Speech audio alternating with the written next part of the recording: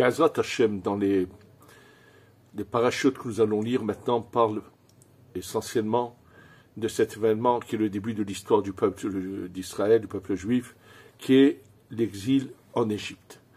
Naturellement, c'est un sujet qui devrait tous nous interpeller, et comme on va poser des questions très claires, de comprendre qu'est-ce qu'ils ont pu faire comme mal pour mériter une chose pareille. C'est pas moi qui pose cette question, bien sûr, c'est déjà dans le Zohar.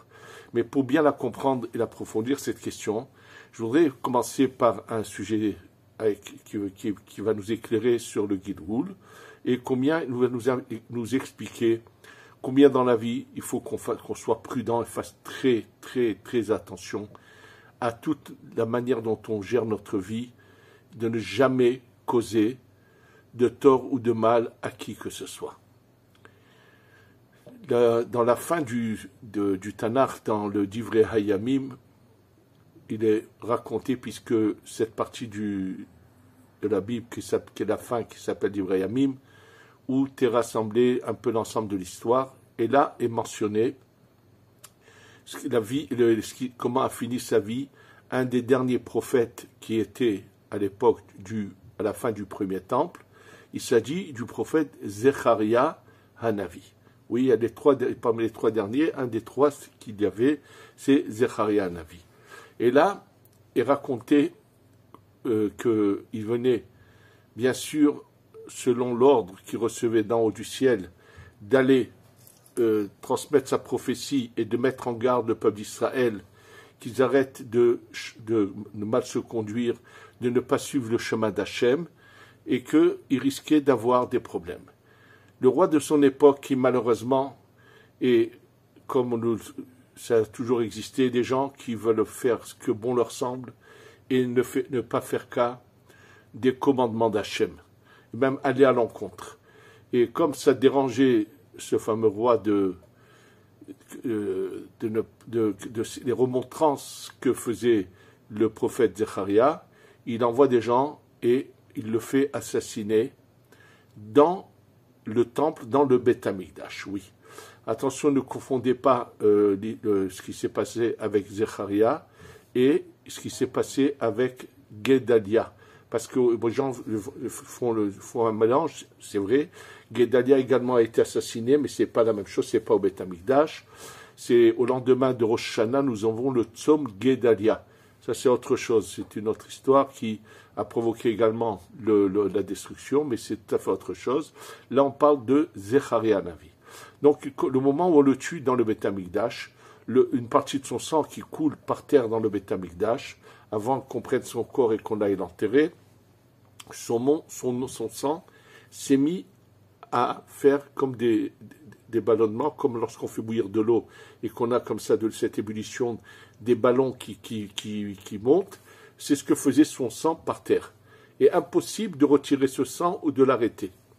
Donc ils étaient habitués, ça a duré pas mal d'années. Et là est arrivé le moment de la destruction, puisque finalement ils n'ont pas écouté les prophéties d'Hachem, bien au contraire, ils ont même assassiné le prophète Zecharia.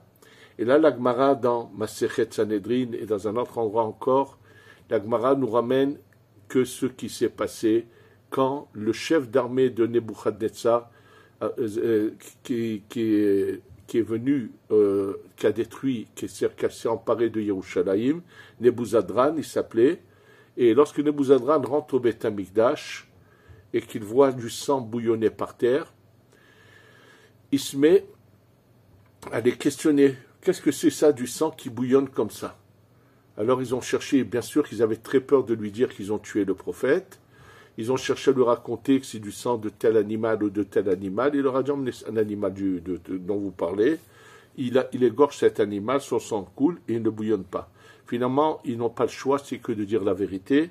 Et lorsqu'ils racontent qu'ils ont assassiné le prophète Zecharia, Nebuzadran va tuer des dizaines de milliers de personnes, qui va les égorger à côté de ce sang.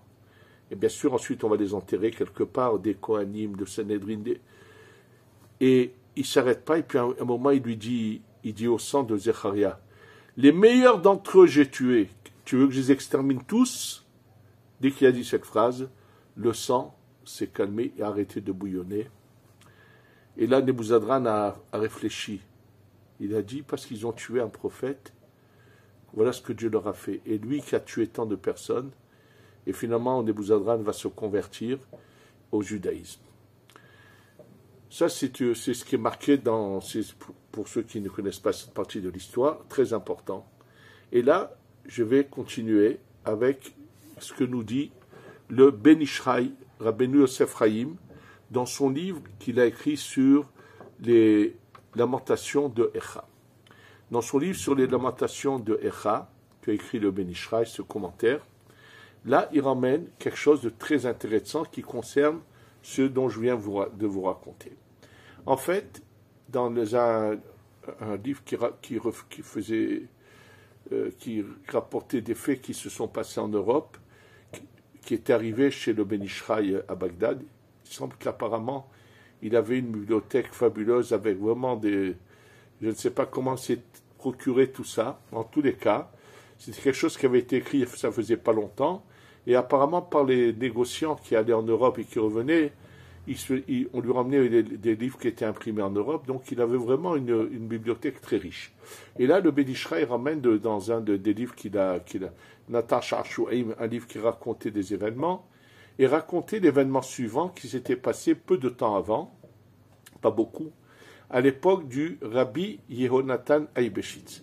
Alors, Rabbi Yehonatan Aibeshitz est très connu, bien sûr, a été un génie de la Torah, qui a été rave dans plusieurs endroits, et là, c'est à l'époque où il est le rave de Prague.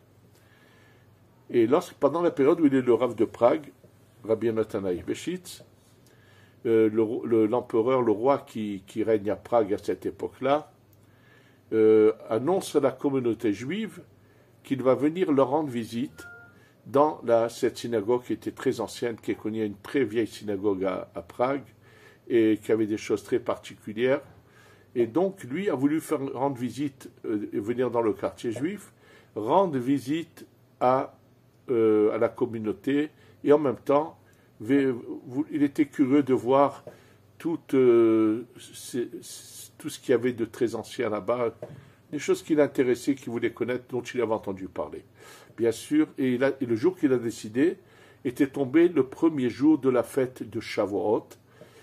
Donc, bien sûr, la communauté s'est préparée à embellir le Beth Knesset, la synagogue. Lorsqu'il devait venir, ils sont sortis à l'accueillir à sa rencontre. Il a été, bien sûr, très, très bien accueilli. Il rentre dans la synagogue, on lui montre tout ce qu'il veut voir, il fait une tournée. Et quand il finit sa visite, et qu'il sort du Beth Knesset de la synagogue pour aller vers son carrosse, pour repartir, tout d'un coup, d'un des toits, une pierre lourde, très dangereuse, a été jetée d'un des toits, et le frôle de justesse, il a été sauvé in extremis. Cette pierre l'aurait touché à la tête, l'aurait tué sur le coup. Naturellement, quand il voit ça, on ne voit plus rien, on ne voit personne sur les toits. La personne qui a jeté cette pierre s'est sauvée, donc on n'arrive pas à trouver.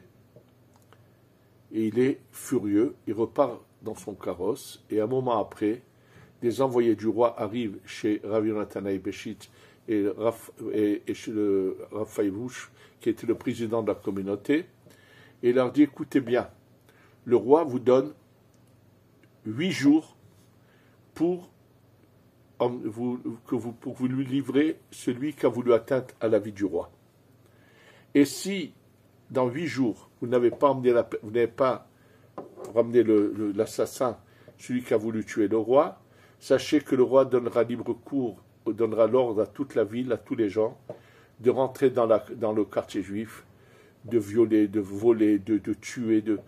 Ça sera un carnage pour toute la communauté. Naturellement, quand ils reçoivent ça, ils sont tous ébranlés. Et là, le Rav leur dit, écoutez, on est dans la fête de Shavuot, il reste encore un jour. Fêtez la fête normalement, et après la fête, on va se réunir, on va voir ce qu'on va faire. Naturellement, dès que la fête se finit, le Rav rassemble la communauté et fait savoir dans toutes les synagogues de Prague que pendant 3 jours, tout le monde va jeûner, du matin au soir, 3 jours de suite, faire des prières. Bon, c'est ce qu'ils font, on fait de tout, mais naturellement, personne n'a idée de qui peut être l'assassin. Le 8e jour arrive, et là, les gens tremblent et ne savent pas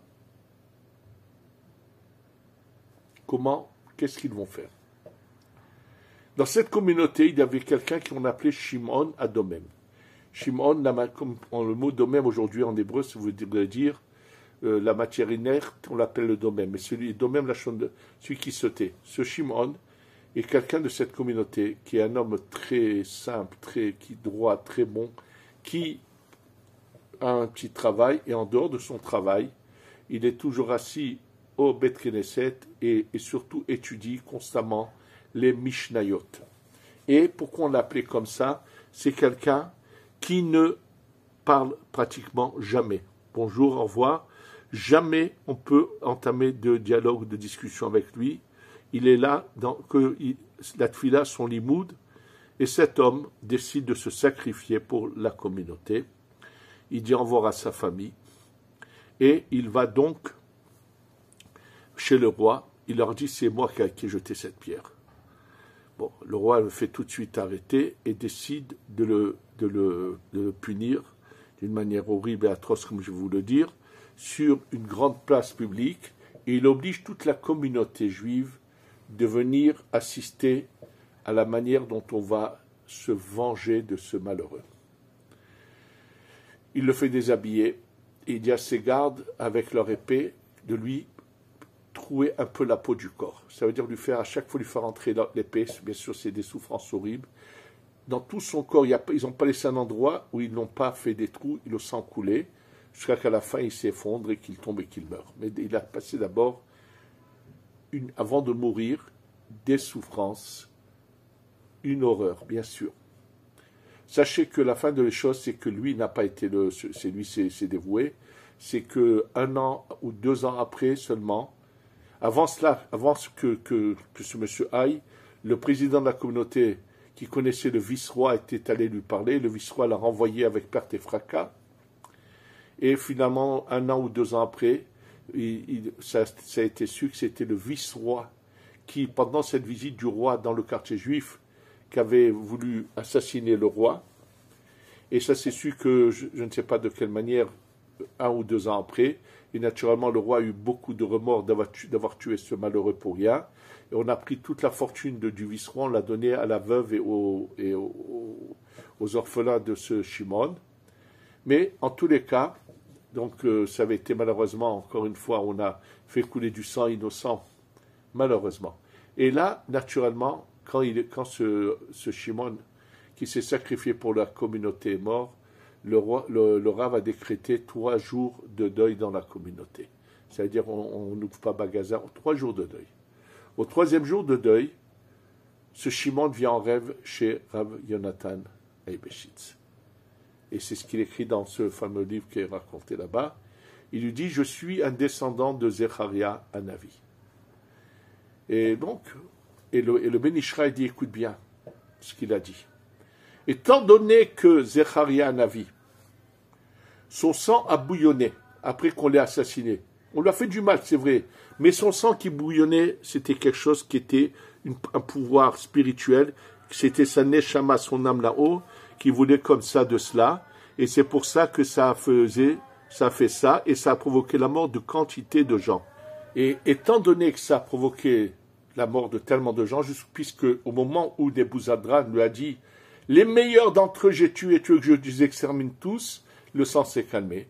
Donc, quelque part, Zecharia, après sa mort, a été quelque part un peu la cause de mort de beaucoup de gens.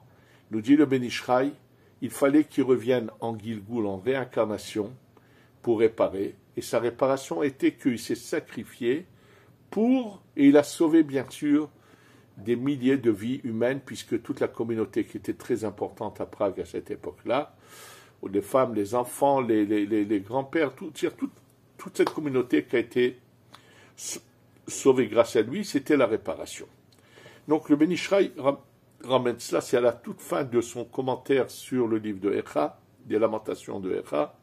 Et il explique par ça, bien sûr, que l'importance du Gilgoul, que le Gilgoul, c'est une bonne chose puisqu'il fait réparer à chacun ce qu'il a besoin de réparer. Très bien. Donc, c'est-à-dire, c'est ce qui explique, comme le dit le Chida, souvent dans la vie, on a des moments difficiles et on ne comprend pas ce qui nous arrive. Il faut qu'on sache tous qu'on est tous des Gilgoulim et qu'on vient tous réparer des vies antérieures. La question qui est posée dans le Zohar à ce sujet-là et dans un autre endroit aussi, je vais vous dire tout de suite, le peuple d'Israël vient de naître avec les trois patriarches, les Avot, qui, comme je vous l'ai déjà dit, qui sont le Gilgoul de Adam Arishon. Adam Arishon a été réparé par Avraham, Yitzhak et Yaakov, puisqu'ils sont sa réincarnation, ils ont réparé. Et le peuple d'Israël naît à ce moment-là, les 12 tribus, ensuite 70 personnes, ils descendent en Égypte où ils se multiplient par millions et millions. Ils vont avoir des femmes vont tomber vite en grossesse et vont accoucher à chaque fois de plusieurs enfants à la fois, jusqu'à 6 bébés à la fois. Donc il y a une croissance mais énorme qui se passe. Et ils sont en train de passer pendant 210 ans l'enfer. Ils sont assujettis, ils sont comme des esclaves, mais d'une souffrance sans pareil. Et là, comment peut-on expliquer cela? Quel Gilgoul pourrait-il y avoir pour expliquer cette souffrance? Une question semblable, différente, mais je vais vous dire tout de suite, qui est mentionnée dans le Tikkuné HaZohar. Dans le Tikkuné HaZohar, lorsque Rabbi Shimon ben Yochai veut expliquer la mitzvah de ce qu'on appelle Shiluach Haken. Shiluach Haken, lorsqu'on a dans un balcon dont l'accès est possible à tout le monde, il y a un couple de pigeons qui viennent faire leur nid, ils ont pondu des œufs, et là il y a une mitzvah qui est un peu surprenante, c'est qu'il faut s'arranger à ce qu'au moment où la mère est dans le nid, parce que la grande majorité du temps c'est la mère, mais des fois, quand elle doit aller boire et manger, c'est le mâle qui la remplace sur les œufs. Mais donc il faut savoir à quel moment, il ne faut pas lui faire peur, il faut absolument la toucher et la faire partir, ensuite prendre ou les œufs ou les oisillons.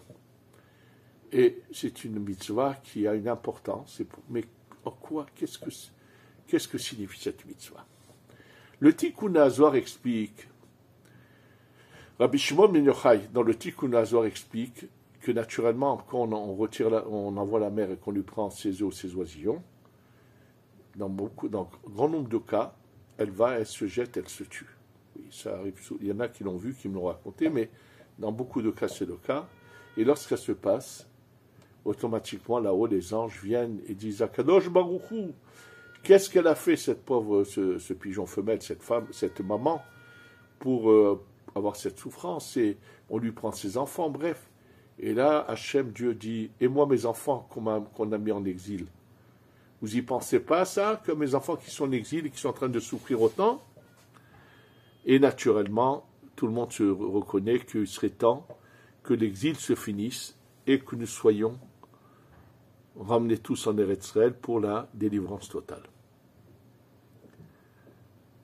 Et là, le fils de Rabbi Shimon ben Yochai, Rabbi Elazar, pose la question suivante à son père. Il lui dit, papa, la Torah a été donnée au mont Sinaï. Depuis le moment où la Torah a été donnée, jusqu'à la fin du premier temple, il n'y a pas eu d'exil dans le peuple d'Israël. C'est qu'après la destruction du premier temple qu'il y a eu le Galout de Babel, l'exil de Babylonie. Donc pourquoi on faisait cette mitzvah? C'est la question que pose Rabbi Elazar à son père, à Rabbi Shimon ben Yochai. Il lui répond, il lui dit, écoute bien, pour délivrer les neshamot qui sont comme poussées d'un endroit à l'autre, c'est-à-dire qui sont comme une forme des âmes qui sont pas les corps, les âmes qui sont en train d'aller d'un endroit à l'autre, qui sont dans la souffrance et la détresse, sur lesquels il est dit que Dieu créait des mondes et les détruisait. Alors bien sûr, c'est quelque chose qu'on va expliquer, et qui va également être la réponse à l'exil d'Égypte. En fait, nous pensons que lorsqu'on lit le début de la Torah et qu'on lit l'histoire de Adam Arishon qui se trouve au Gan Eden, premièrement, ça devrait tous nous interpeller. Puisque le but de la création était que Dieu voulait faire du bien, mais que ce bien, on le mérite, pas qu'on ait le pain de la honte qui est du gratuit, comment se fait-il qu'à la création déjà, Adam Arishon se trouve dans le Gan Eden? Il faut le mériter. Pourquoi est-il au Gan Eden? Surtout qu'il faut que vous sachiez que lui se trouve au Gan Eden, mais il y en a qui ne le sont pas. La source des 70 âmes, des 70 nations, sont à l'extérieur. Ils ne sont pas dans le Gan Eden. Donc, si le but de la création, c'est de faire du bien, mais qu'il soit mérité, pourquoi Adam Arishon? Et n'oublions pas une chose. Quand je parle de Adam Arishon, je parle également de nous, puisque toutes les âmes qui sont venues depuis Adam Arishon, les âmes du peuple d'Israël, jusqu'à bientôt où va venir la délivrance totale avec la venue du Mashiach qui est imminente, on était tous en puissance dans Adam Arishon. Et d'ailleurs, qu'on parle de la faute de Adam Arishon, on va parler de notre faute à nous. C'est nous qui avons fait cela, c'est ceux qui parmi nous fautes, qui ont provoqué cette faute. Donc pourquoi nous on a eu cette chance d'être dans le Gan Eden?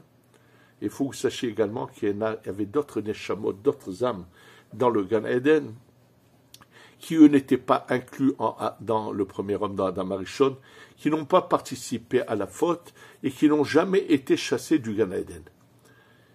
Alors, pour comprendre cela, je reviens sur un sujet que j'ai eu souvent l'occasion d'aborder et que vous devez savoir que dans la Torah, il y a une allusion sur cette période qui a précédé ces 6 jours de la création qui sont mentionnés dans la Torah.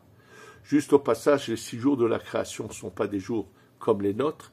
Comme le dit le Zohar, c'est pas marqué qu'en 6 jours le monde a été créé, mais c'est marqué qui Shechet Yamim Asa Adonai. 6 jours Dieu a créé. Ça veut dire que ces 6 jours de création sont la source du temps et de 6 sphères qui commencent au Chesed, qui s'terminent au Yesod, qui ne sont pas du tout des jours ordinaires comme les nôtres, rien à voir, absolument rien. Et là, le 6e jour, c'est l'homme qui finalement arrive là, mais il y a eu une période antérieure à cela. Et dans cette période antérieure à cela, il y a déjà eu premier test. En fait, il y a eu le vrai test qui a défini qui allait venir dans ce cycle de 6000 ans en tant que juif, qui allait venir en tant que non-juif, que chacun, la manière dont il vient à ce moment-là dans le monde, il vient par rapport à ce test où il y avait un libre arbitre, où chacun a choisi son chemin. Il y en a qui ont si bien réussi qu'eux sont arrivés au Gan Eden et sans en sortir.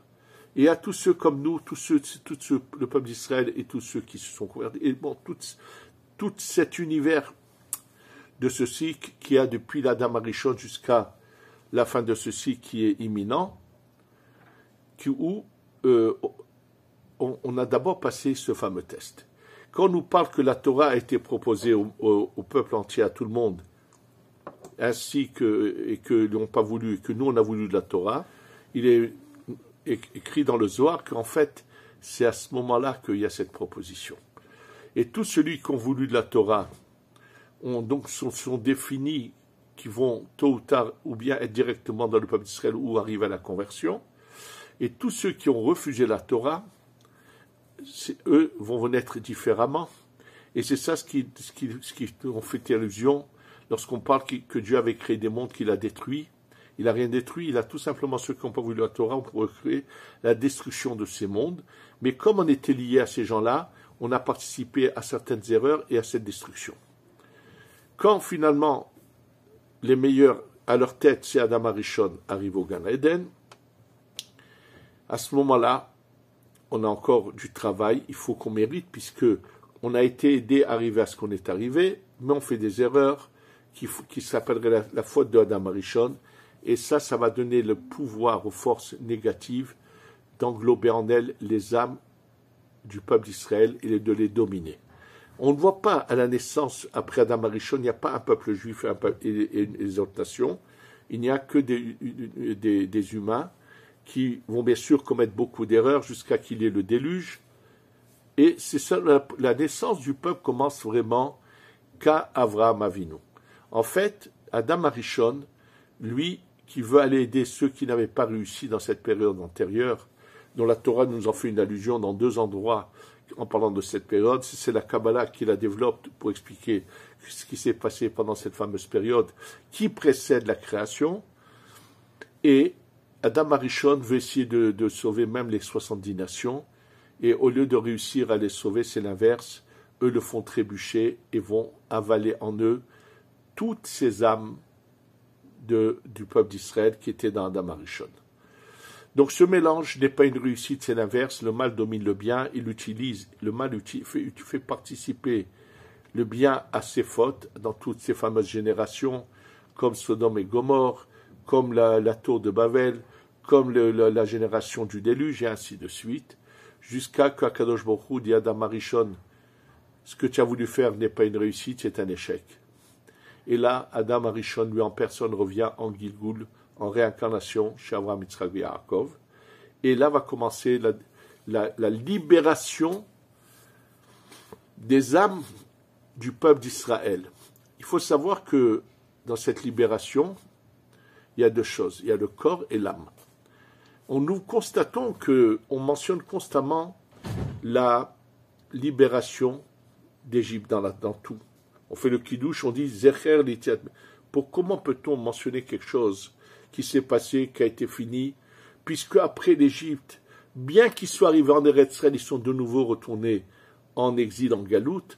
Donc, quel est l'intérêt de mentionner un événement qui a eu lieu une fois, qui a été fini, qui finalement, cette liberté n'a été qu'un certain temps, et jusqu'à aujourd'hui, malheureusement, nous ne sommes pas dans une délivrance totale. Jusqu'à aujourd'hui, nous sommes encore assujettis par tellement d'ennemis, de mal, qui veulent nous faire du mal. Nous avons tous les jours malheureusement des malheureux qui tombent pour notre survie. Alors pour le comprendre, je vais vous donner un exemple que j'ai entendu il y a des années d'un ami, Zechrono Livracha, qui s'appelait le Rav Amram Gozlan, Zecher Tzadik Livracha, qui avait vu ça quelque part dans un livre. Il y a tout simplement, imaginez-vous quelqu'un qui naît sans moyens et qui travaille dur pour gagner sa vie, et puis un beau jour, il arrive à devenir autonome, il s'enrichit, ça dure quelques années, et il s'enrichit, mais finalement, quelques années plus tard, il repère de nouveau sa fortune, et il se met à être de nouveau dépendant d'un patron et être assujetti. Si on le voyait fêter le jour où il s'était enrichi, on le prendrait pour un fou, on lui dirait, mais c'est fini, tu as eu une fois de l'argent, mais c'est fini, maintenant tu es de nouveau assujetti chez un patron. Par contre, un personnage qui, lui, dans sa jeunesse, n'a fait aucune étude. Et, bien sûr, un jour, à un certain âge, quand il est encore jeune, il gagne une grosse loterie, une somme fabuleuse d'argent, et là, il décide d'acquérir du savoir et il prend des professeurs, d'abord des instituteurs, ensuite des professeurs, il va s'instruire, va devenir quelqu'un qui a une connaissance de tout, dans toutes les matières, vraiment, ça va devenir une sorte de savant, de sommité dans tous les domaines. Et puis, bon, au fur et à mesure, il a consommé son argent, il vit, mais sans richesse particulière. Et chaque année, ce monsieur fait une grande fête à la date à laquelle il avait gagné cette loterie et qui lui a fait gagner beaucoup d'argent. Et il arrive à un certain âge où ses petits-enfants et petits-enfants viennent à cette fête. Et un jour, un de ses descendants lui dit « Grand-père, où est l'argent que tu avais gagné ?» Mais l'argent, il a été dépensé, c'est fini. Alors pourquoi tu fais la fête? Il lui dit « Tu as raison, mais sache une chose, l'argent est parti, mais le savoir est resté. » Avant l'exil d'Égypte, aussi bien les âmes du peuple d'Israël que leur corps étaient en exil, et cet exil de l'Égypte a fait que les âmes du peuple d'Israël sortent de la clipa. C'est ça la naissance il y a un peuple qui est né. Plus tard, il va y avoir des exils, mais ça va être des exils du corps. On peut tuer un juif, on ne peut pas lui retirer son âme. C'est-à-dire son âme restera juive, tout tant qu'il n'ira pas lui faire de l'idolâtrie, il aura une âme juive en lui, sinon elle s'en ira, bien sûr. Et c'est ça le secret de cet exil, où finalement c'est la force la mauvaise, la plus puissante qu'il y a eu dans ces 6000 ans, qu'il n'y aura jamais après, qui était en Égypte, c'était le sommet du mal. On appelle ça le Kéter, de la couronne de la clipa du mal, dans lequel se trouvait le Kéter, c'est sur la source de toutes les âmes du peuple d'Israël. Et donc, quand on est la sortie d'Égypte que nous mentionnons dans le Kriyat Shema, dans toutes les mitzvot, on rappelle que notre âme est une âme juive que plus personne ne peut emprisonner.